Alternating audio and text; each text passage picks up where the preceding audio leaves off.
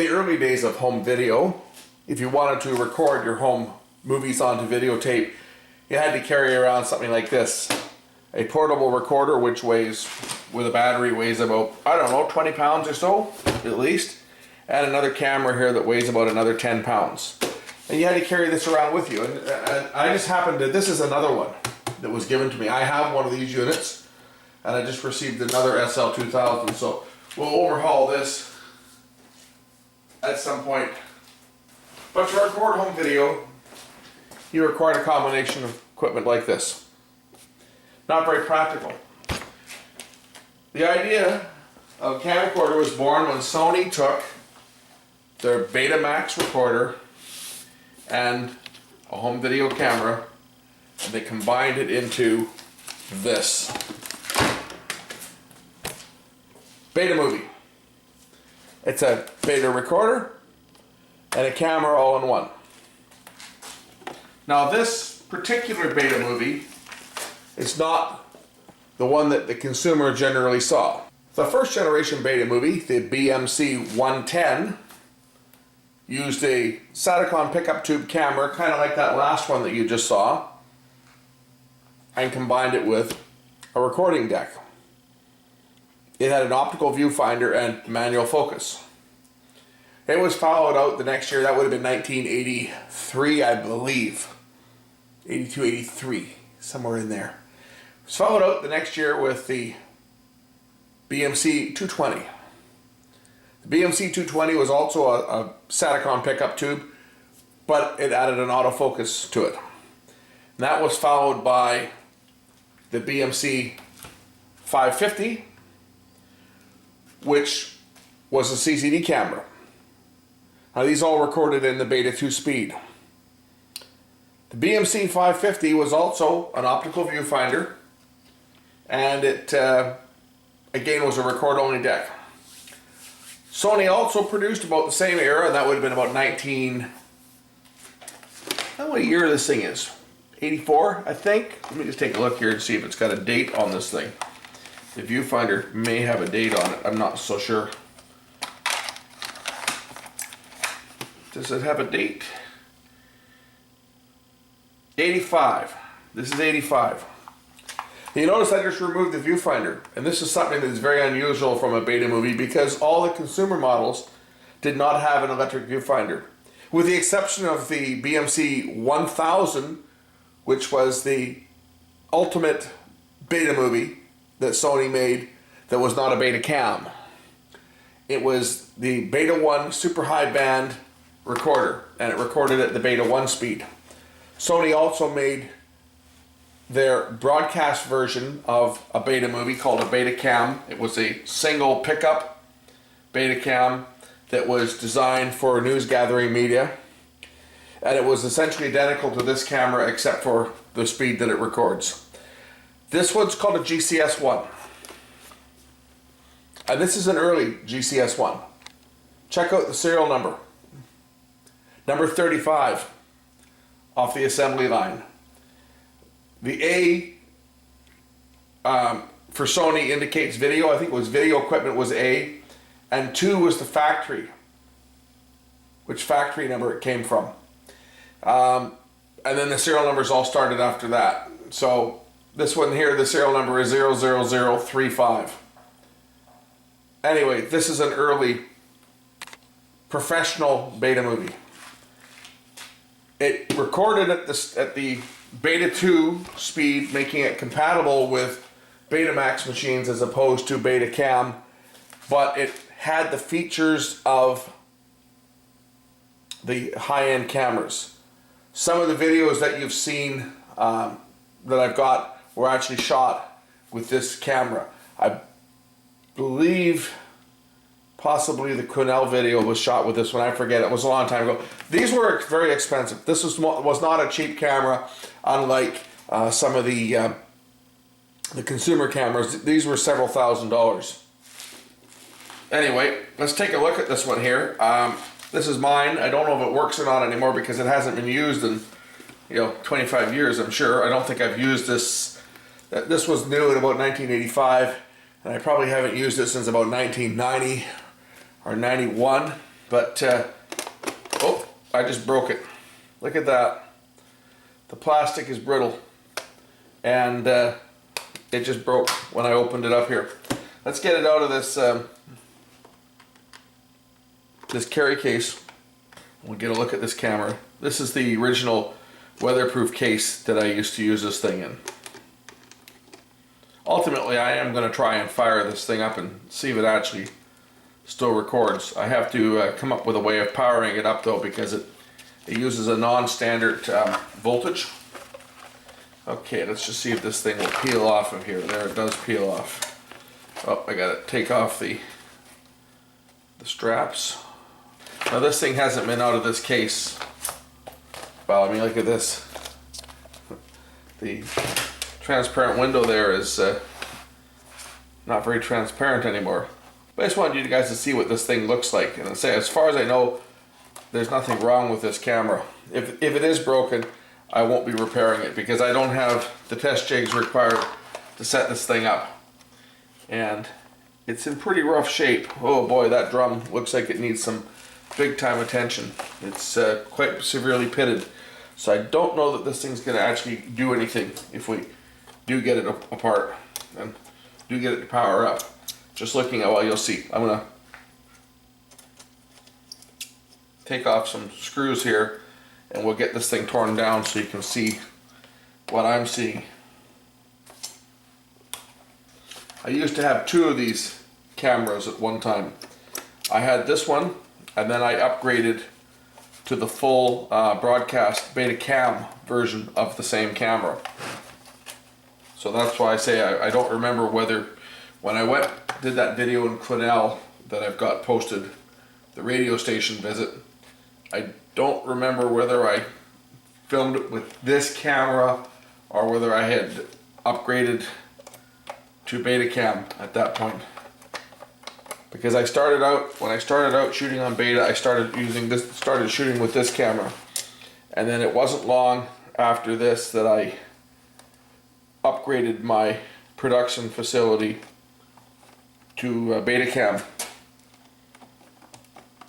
And then I shot everything on Betacam for a number of years before upgrading again. And next time I upgraded, I went to 3-chip DV. I'm trying to remember all the screws I got to take out on this thing to open it up. I don't think I've ever had this camera apart. And this is probably one of my least hours of any camera that I own. It's probably this thing here. And it's one of the few that I've still got of the really old vintage cameras. Most of my gear I didn't hang on to for that long. I would upgrade and I would sell the old stuff while it was still worth some money. But this one never got sold because Beta, its days were done. There was no market for this particular format of camera, so I just never bothered to sell it. But it's quite the system and how Sony got to this, the way that this thing operates. I will try to explain that once I get it apart. Of course, there's some tricks. I think I have to take off this mount for the viewfinder, and I believe then the top will come off, and once the top comes off, I think this will come off. Yeah, now that comes off, and now there should be another screw, I think, down here, which holds the side case on. And now I think the side cover will probably come off now. Could be wrong. It's been so long since I've opened one of these things up. I think I got all the screws. There we go. There it goes off the side cover. Just be able to unplug. Okay. Now you can appreciate this thing for what it is. Look at that drum. Ooh. Maybe it's just dirty. Oh, right in the vicinity of the head too. That sucks. Look at that. Ugh. Think we'll be able to clean that? Let's try. See if we can clean that gunge off of there. So just get a piece of paper soaked in alcohol and we'll just see if we can clean this drum. I have a feeling it's probably not going to clean very well because I think it's oxidized. And it's probably oxidized right in the vicinity of where the head is.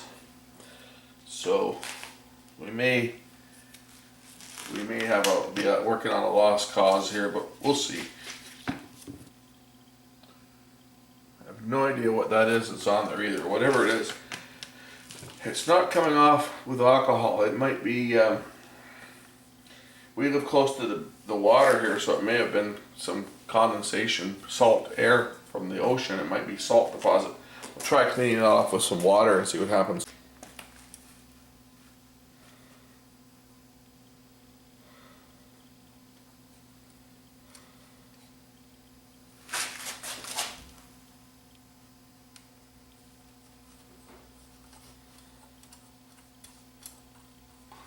No, I'm not getting this thing anywhere near the head, as you can see. We may, again, I think we're probably wasting our time on this thing, but we'll try. We'll see if I can power it up. Anyway, let me explain how this thing worked. These units were a record-only deck. They had no way to play the tape back. If you remember some prior videos where you saw how big a beta drum was, the beta drum is normally about that big. And it would not be practical to make a beta camera using that size of drum. Even using a drum like the compact VHS used, which uses 4 heads, is impractical. It's still much larger because a compact VHS head is still about 2/3 the size of a full-size VHS drum. This is less than half the size. Actually, I think it is about half the size of a beta head. And how this works, it's quite unique. If I get this thing to power up so we can see how the tape threads, you'll understand. The tape is pulled out at 2 points and it's wrapped all the way around the head. One guide post locks in here, the other guide post locks in down here. So we're talking almost 360 degrees. If you notice on here, there's only one head right here. And you'll notice, like one full revolution, there's only one head. It's a double azimuth head. Normally, on a VCR, you've got 2 heads opposed to each other. The tape is wrapped 180 degrees. How they operate as the head moves into position, it records a field of video. As the tape exits the drum, the next head is in position to record the next field of video. That's how all VCRs operate. How the Betamovies operated was completely different. They threw the rule book out the window. They wrapped the tape 100 or 360 degrees, or pretty darn close to it. You have a single dual azimuth head. There's actually, if you look at here, you'll actually see that there are 2 heads. A red-white and a blue-white. And there they are there. There's 2 heads side by side. Right there. So as the tape is loaded, obviously we have to spin this drum at twice the normal speed.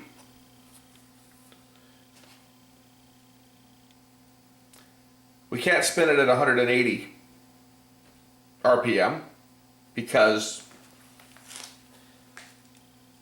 180 RPM would assume that your video is, you're writing half of a field on half of a turn of the drum.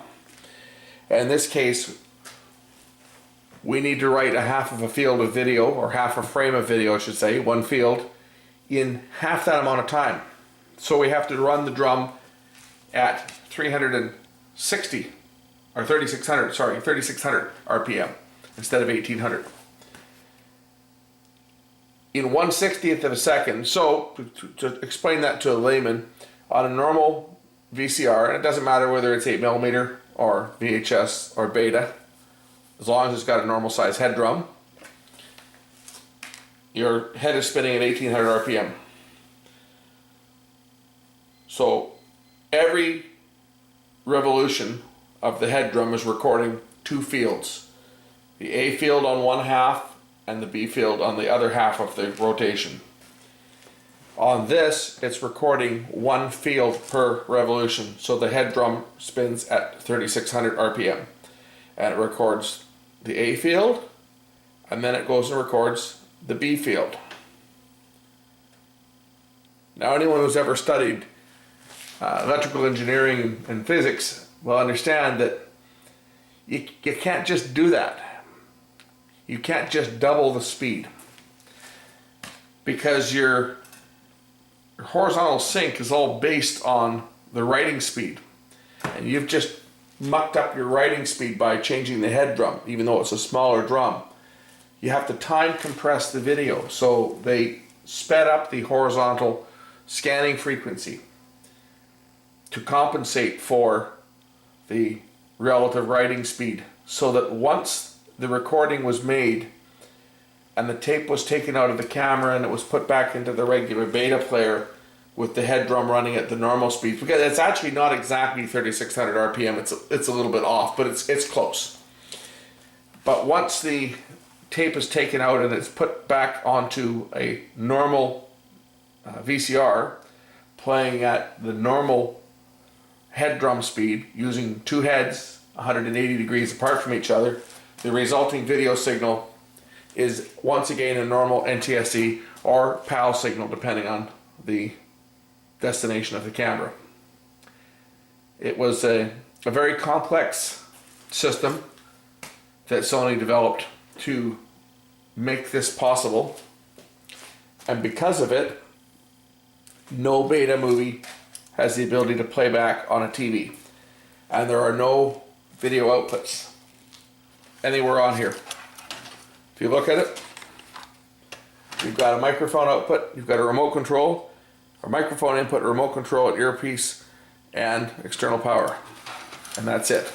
This one had a viewfinder socket to plug the electric viewfinder into, and again, this electric viewfinder only works with the Betamovie because the horizontal frequency on here is modified to operate at the scanning frequency of the camera, the readout frequency in this case of the CCD. But in the case of the tube cameras, it was the scanning frequency of the, oh, interesting, that's what's causing that yellow spot. It's actually the light overhead going through the magnifying glass. Anyway, it's a very complex system. The servicers that worked on these, I never repaired these type of cameras because I didn't have the jigs to repair them, but the servicers that did work on them for Sony, they had to have monitors that were modified. They had to use a multi-frequency monitor with the horizontal circuit modified. Now the vertical circuit still had to operate at your 60 cycles, but the horizontal frequency was operating at a higher frequency. It was like taking the horizontal hold control and cranking it right up, and that would allow them to play the tapes back using a special jig. But again, that was just how these things operated. Now if I turn this little gear here by hand, I should be able to work the loading mechanism through the loading procedure so you can see how it works.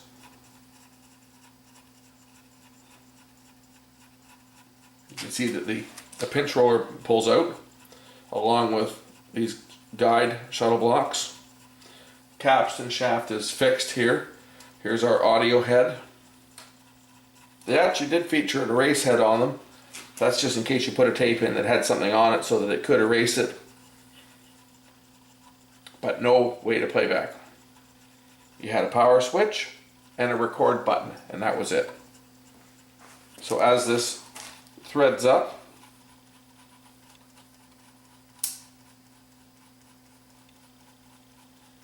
you can see how the guides are going into place now. I am going to try and power this camera up too and just see whether it will record even with all that crap that's on the head drum. I want to just see if it will do anything. But I'm just working the mechanism through manually here to initially see, first of all, whether there's going to be anything that breaks or jams. But I think we're probably in pretty good shape here, because if you notice, the everything's metal in here, right? All these guides, the loading gears and everything, they're all metal. I mean, it's just like, you don't get this quality. If you look down here, like even these little gears here, this one's a nylon gear here, but the gear below it here, this is metal, right? Metal gear, metal, everything's all metal. These things, and it's a solid aluminum die-cast chassis. See this? Look at this. It's all really well built. But now you can see how the tape is. The start of your field is right there where the head is, and it starts at the bottom edge of the tape, and then as it comes around, you're now at the top edge of the tape. And then this little section here, this is the vertical blanking interval between one field and the next, right there. That's the switching point. So the head drum would spin like that. But I'm going to try and find a means to power this thing up so we can try it. I'll put a tape in it and try making a recording, and I'll grab one of my beta machines and we'll see if it plays back. It'll be interesting to see from this thing sitting all these years whether the thing still actually is capable of making a recording. Okay, this one should be enough juice. This is gain 12 volts, which is a little bit more power than we really should have, but this one's got 2.5 amps of kick behind it, so this one should be enough to open this thing up. Yeah, that's how it works, just like that. Let's see if we can get this thing to load a tape and actually do anything. So I do happen to have a couple of old beta cassettes here kicking around. I have no idea what's on any of these tapes, but we'll just load this one. I think I can probably record on this.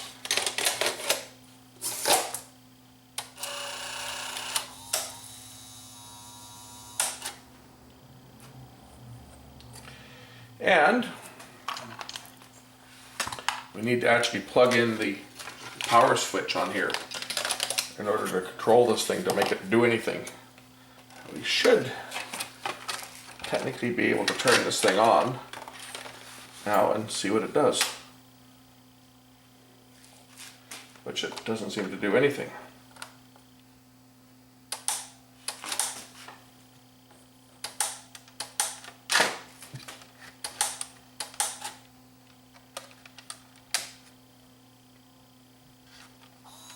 There we go. Yeah, we have a bit of a problem with this drum. It's sticking to the tape.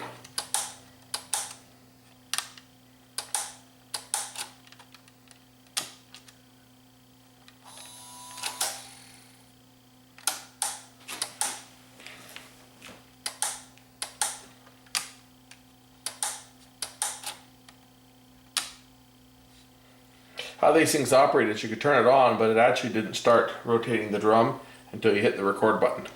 When you hit the record button, the motors would come on.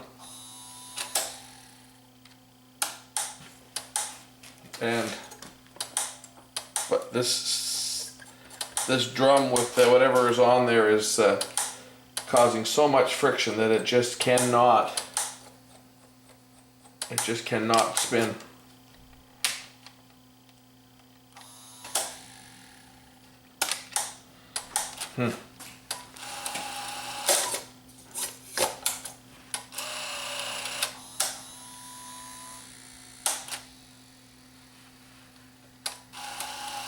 Seems to run longer when I first load the tape.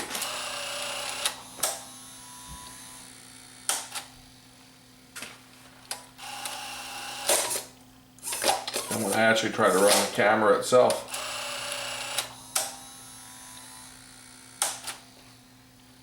I'm just going to plug the electric viewfinder in and see if we get a picture. Oh, the camera is running. We actually have a picture on the little screen. That's when I press record. I have a feeling we have a power supply problem here. We don't have enough juice, is what it is. Let's just try using a battery to power this thing up and see if that will work. Got a 12 volt battery here, I'll just hook that up to it. So we'll turn on the power. we'll press record. Still shutting down.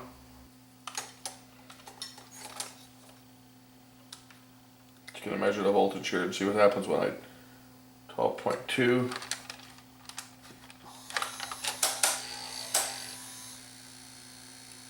Oh, there it goes. Now it's working. I mustn't have had a good connection here from the battery, because there it goes. So we've now got it recording.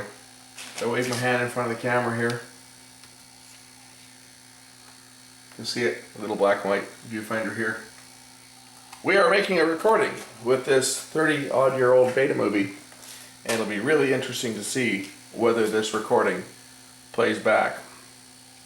Maybe I can just pick the camera up here, even though it's all in kind of pieces, and I know if I unhook that thing, it's going to shut down. We'll just unplug the viewfinder here, and I'll just try and can of pan this thing around and see whether we're actually recording anything. There's the tape, and as you can see on this thing, when you paused it, this is what it did. It just backspaced ever so slightly. You hit the record button again. Oh. Well, maybe we were lucky to get it going that one time.